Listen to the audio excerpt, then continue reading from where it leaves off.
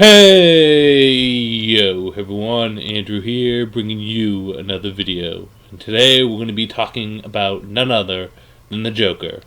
But more specifically, Jared Leto's Joker. And in this video, I'm going to take a little bit of time to discuss with you why I think that Jared Leto's Joker was not only important, but necessary to the DC cinematic universe and DC movies in general. So I know this is going to be kind of a controversial topic with how people feel about Jared Leto's Joker, but hey, let's piss some people off, shall we? Before I get into the actual video itself, I just want to do a quick reminder and update over on Patreon. Down at Patreon, I have up my first of my DC animated films that I'm going to be reviewing exclusively on Patreon for the Green Lantern core tier, and anything higher than that. And that's going to be a Batman Year One. The video is up there. Was a really fun video to do. I'm going to be doing my next video probably later on this week, and we're going to be putting that on Patreon too. So please go over and check it out. So let's talk about Jared Leto's Joker, and in this video I'm going to really kind of present my case on why I think his Joker was not only an important part of the history of Batman films and the Joker films, or Joker being in film, but also being a necessary and essential part to that history. Because, you know, this is really a controversial topic. Joker for Jared Leto is, generally speaking, for the modern era Joker, really at the bottom of the totem pole. Right, if we're looking at everything from 1980s onward, Jack Nicholson, Heath Ledger, Joaquin Phoenix, and Jared Leto is generally put at the bottom. And again, we're just talking about film, live action. We're not talking about animated because Mark Hamill, of course, would be in the topic. We're not going to talk about anything before Nicholson because Cesar Romero is in the class of his own. And we're not talking about any live action Jokers like Gotham, right? We're just talking about the movie. And there's a lot of reasons why people don't like Joker. Maybe it's the look. Maybe it's how much he's utilized in the film. Maybe it's the tone of him in the film. Maybe it's him being more of a gangster. Maybe it's just generally speaking that the acting was just not what they were expecting. Now, I will say that when it comes down to Leto's Joker, I'm kind of mixed on him. I think the hardest thing to kind of swallow is his look, and that's especially with the tattoos. His Joker was heavily inspired, I think, physically off of Greg Capullo's interpretation of Joker during Endgame. With the really, really pasty pale skin, the Garmin, definitely having that suit coat, but not only that, but really kind of having a little bit more of a modern hipster look, for lack of a better term. And most importantly is we get this unique haircut. Now this haircut I have dubbed the Pidgeotto haircut, and I'm not the first person to call it that, right? If you guys don't know who Pidgeotto is, get off my channel now. No, I'm just joking. But Pidgeotto is the third or the second stage of one of my favorite Pokemon, Pidgeot. And Pidgeotto has this really unique haircut that a lot of people are starting to imitate throughout the later 2000s. And I'll throw up a meme here right now, but like, geez, that heavy top and that tight, zero blade on the side and that flowing hair, like, it's all Pidgeotto, right? And credit to whoever made this meme. I think his name's up at the top, but boy, that's just Pidgeotto. But when it comes down to the look of Jared Leto, I think they did a pretty good job. The biggest offense and the thing that irked me the most is really the tattoos, right? No one wants to see a Joker with damage on his face and a J underneath his eye like a teardrop, and cards and laughing hands all over. I just think the look didn't work for him. And I think another thing that really hurt Jared Leto's Joker was how he was utilized in the film, because he really didn't do much other than try to save Harley. My pitch for Jared Leto in the Suicide Squad is he should have been the main villain, right? Picture this. I'm going to make a 1-minute pitch for him in the Suicide Squad. Joker should have taken over Arkham Asylum, right? And was doing something in there, maybe planting a bomb or doing something bad. Who cares? right? The whole thing is he's inside Arkham Asylum. Then the Suicide Squad has to go in there to take out Leto's Joker because Batman's off with the Justice League or something like that, or doing something. And as they are in Arkham, they face against all the inmates in Arkham, which gives you a variety of enemies to fight, right? And in addition to that, right, it also works the angle of will Harley work with the Joker and backstab everyone, or will she eventually turn on the Joker and, work with the Suicide Squad? I think that would have been a lot better angle for the character and for the movie. Like, the Enchantress? Really? Her? So I think his character was misused and underutilized, but that's not Jared Leto's fault. That's more the writing, the directing, and the producers, as well as WB in general. So you're probably saying, Andrew, you're really shitting on Jared Leto's Joker. Why is he necessary, and why is he so essential to the history of Batman in films and the history of Joker in the films? And I think the biggest reason, the reason why I'm kind of grateful for him, and it's kind of a weird reason, but it's because his Joker is the first Joker in live action film to be done after Heath Ledger's Joker. And it's a role that was an impossible role to tackle. Allow me to explain.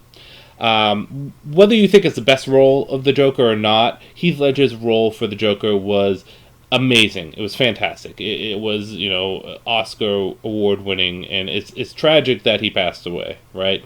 It's absolutely tragic, but he had left such an indomitable mark on the Batman franchise and film in general with his portrayal of the Joker that anything that would follow up his Joker, especially after the tragic passing of the actor, it's going to be a tough act to go for. I mean, do you make a character that's very similar and try to imitate what Heath Ledger did? And more importantly, do you put Joker in a mainstream Batman film, or do you do something else? Well, I think they decided to go completely the other direction, right? Instead of making an anarchist and simply just a wild card like Heath Ledger's Joker, you make a gangster Joker who is also a wild card, but is a little bit more methodical, right? And has things that he cares about, like Harley.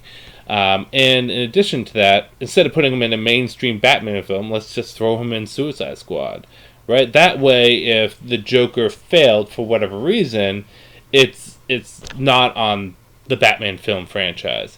But see, here's the thing, right? Jared Leto's Joker did fail, but it failed for the right reasons.